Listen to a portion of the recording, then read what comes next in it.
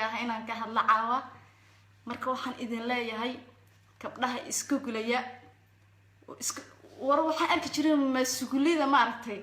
ba isla laabi jirtay waa maxay gabdhaha isla laabayo xarakaad sameeyeen marka hore anu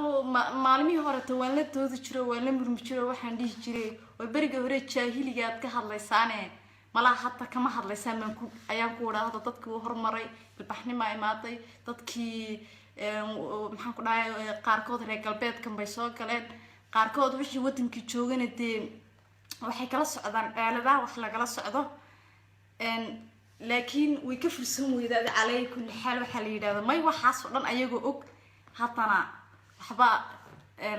maysan ka baranin bal sheegaya marka intii ka barato way ka baratay anigu ma sheegaya hadda dad baa la amaanay laakiin dadkaas ayaga ma sheegayo aniga ma sheegayo afkayga ma soo marin kara dadkaas ayaga laakiin waxaan leeyahay gabdhaha ha ogolaadaan in leedka lagu arko war dadkan arkay inaan live ku jiro ay aniga soo garaacay ama message soo tirayo markaan barnaamijka ka baxa qof alla qofkii soo garaacay ama message soo diray blog baan saaray ha ogaado waxay igu haystaan maxad barnaamijka raaxada uga hadlaysaa raaxadu waa qayb kamid ah nolosha ha fahmaan ciyaalka xaafada intaan fahansanin aan u balbalaadinaya marka waxaan idin leeyahay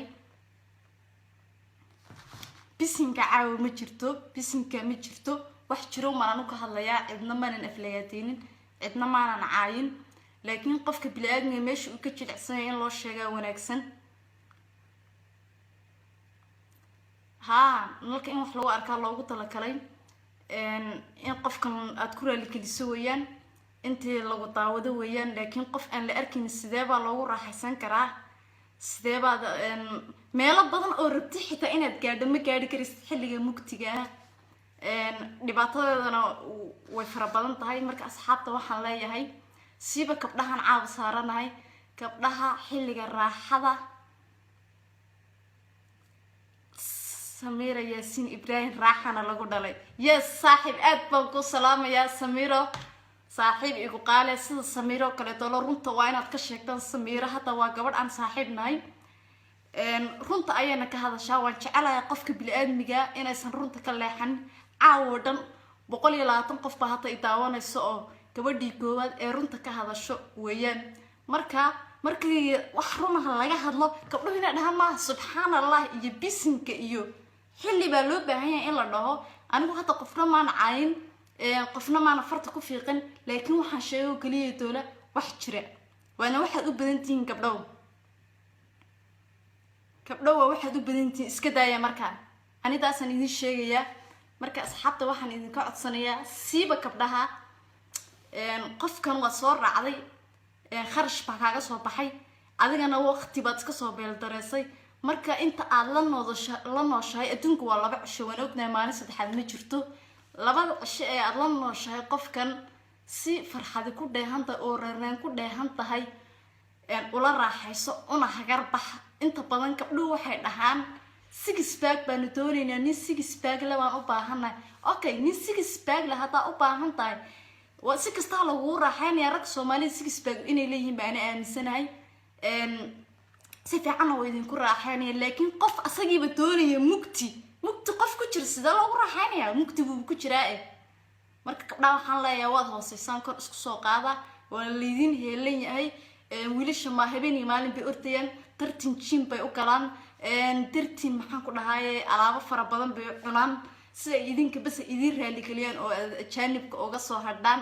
oo tii ayaga aad ugu koobnaataan idinkiina halkaas ma soo istaagtaan maalin kasta caayba la soo istaagtaan waxa leeyahay rakaanagu romantic ma aha rakaanagu six pack ma aha rakaanagu waa balwad baa dishay waxba ma qaban karayaan 2 jeer hatuu oo ku tulmaro mar saddexaad kuma noqon karayo taasi waxaan leeyahay anigu ma saaray caawi wiilasha dhaliisha ee gabdhahan saaraya waana gabdhaha kulli finta intig adigu marka koobaad hadaa doonayso in awaamirta aad codsato dhan in lagu fuliyo hadaad u baahan tahay gabadhay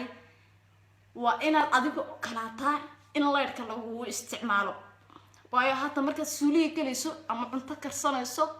ama wax marmarsanayso waxaad jeceshahay inuu leydhka ku qabto Soomaa xilliga raaxada ugu macaan tahay ee aad ku biyo baxayso maxaad u tiidaysaa marka in leydhka ku qabto taas waa inaad isweydiisaan dib iskugu noqdo maxaan la dhahay aqliga kaasho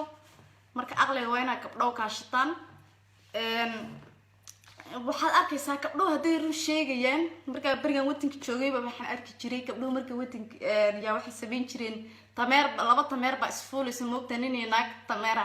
ba isfuulaysa marka isfuulamada haagay saasi kuleeyin bal wagaas hadda shantadii farad waan kala balaadhiyona maxay iga qarsan xaqna way qoslaysa haagay way kula marka hadda tiyo kale wadaan way iska dooriyaan way iska rabaan laakiin meesha waxa yar jirta xoogaa yar oo yar xishooda marka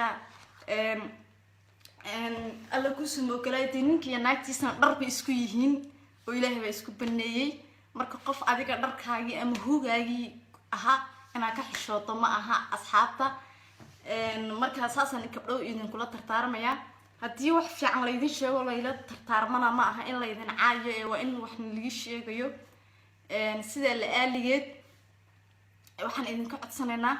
inaad intaha kala qaataan intahana isku qoodaan bal sheeg idinkiyo meeshii madoobaysta oo yiri leedna laguma taari karayo baa hadana indhihi isku qabanaysa qofkan ma meyd buu ka tul shaqaysanaya waayay so qofna walba ka tul shaqaysanaya oo inaad taas weydiisan marka waxaan igula tartaarmaya asxaabta in aad ka digtoonataan wiilashan la hadlaya waliba gabdhaha doonaya in loo raaxeeyo hadana leydhka tansanaya ka fogaada gabdhahaas gabdha ma ahe